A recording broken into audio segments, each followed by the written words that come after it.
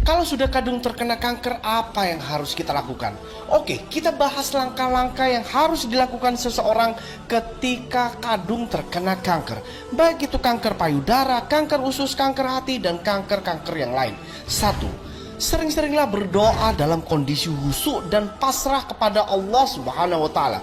Kenapa bisa demikian?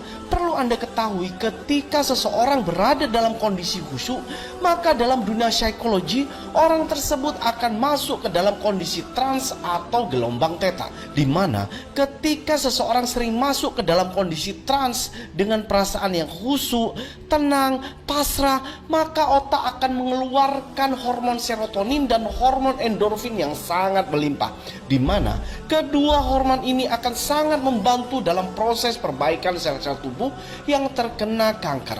Demikian pula sebaliknya, ketika seseorang terkena kanker dan sering merasa cemas, takut, khawatir, stres, maka otak akan merespon dengan mengeluarkan hormon stres yang bernama hormon kortisol. Hormon kortisol ini adalah jenis hormon yang jika diproduksi berlebihan akan bisa memperparah kondisi kanker seseorang. Yang kedua itu adalah wajib berpuasa.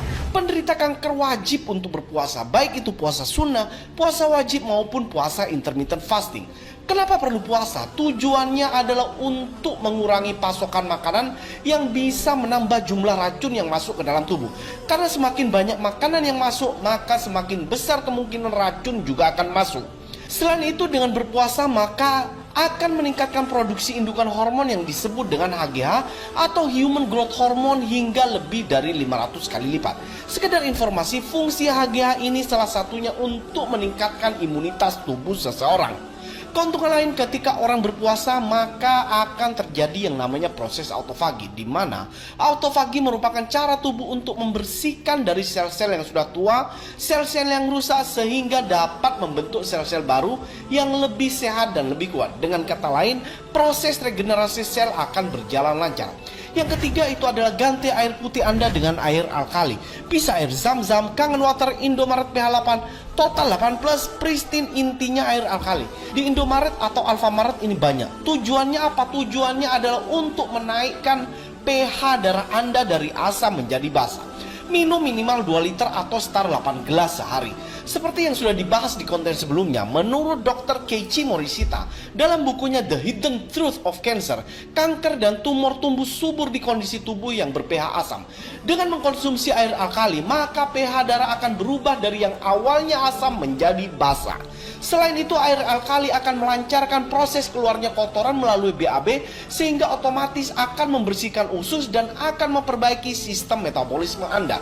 Yang keempat itu adalah stop mengkonsumsi daging merah, gula, minyak, gorengan, makanan yang berbasis tepung seperti roti, gorengan, kue, dan lain-lain. Serta stop juga mengkonsumsi daging, mie, minuman kemasan, dan yang lain-lain. Karena apa? Karena makanan inilah yang membuat pH tubuh menjadi asam. Semakin asam tubuh manusia, maka sel kanker dan tumor akan semakin tumbuh berkembang pesat. Yang kelima itu adalah ganti semua makanan ke makanan organik. Dari beras, buah, sayur mayur, lauk pauk, semuanya diganti ke makanan organik. Beli aja di toko online macam Tokopedia, Shopee, Bukalapak. Di sana banyak pedagang yang berjualan makanan organik. Kenapa harus organik? Yang ini tidak perlu dijelasin ya, karena kita semua tahu saat ini makanan kebanyakan menggunakan pestisida yang akan memperparah kondisi seseorang yang terkena kanker. Yang keenam itu adalah lakukan proses bekam. Sekedar informasi, bekam sangat dianjurkan untuk penderita kanker karena bekam bisa mengeluarkan racun-racun baik logam berat maupun zat sampah yang tidak bisa dikeluarkan melalui BAB dan air seni. Yang ketujuh itu adalah konsumsi herbal yang banyak mengandung zat antioksidan tinggi. Karena seperti yang kita ketahui bersama, antioksidan berfungsi untuk mencegah dan memperbaiki kerusakan sel-sel di dalam tubuh, khususnya yang disebabkan oleh paparan radikal bebas. Ada beberapa tumbuhan yang mempunyai tingkat antioksidan yang tinggi, diantaranya itu adalah jamur dewa, jamur lingse, kelor, buah bit, teh hijau, habatus sauda, dan yang lain-lain. Syaratnya satu, jangan dipanaskan. Oh ya, ini adalah video kanker series ya, jadi tonton juga video sebelumnya tentang kanker ya. Mulai asal muasal penyebab kanker hingga solusi ketika menghadapi kanker. Sekali lagi, Anda tidak perlu follow akun Masagi Indonesia karena yang terpenting adalah ilmu ini bermanfaat bagi banyak orang. terutama orang-orang yang menderita kanker, sehingga tidak perlu lagi kemoterapi yang menyakitkan. Silahkan tag teman atau saudara kalian dan jangan lupa share sebanyak-banyaknya supaya Anda bisa menjadi jembatan penyembuhan penderita kanker, dan tentunya Anda akan panen pahala. Jadi jangan konten joget-joget aja yang di-share.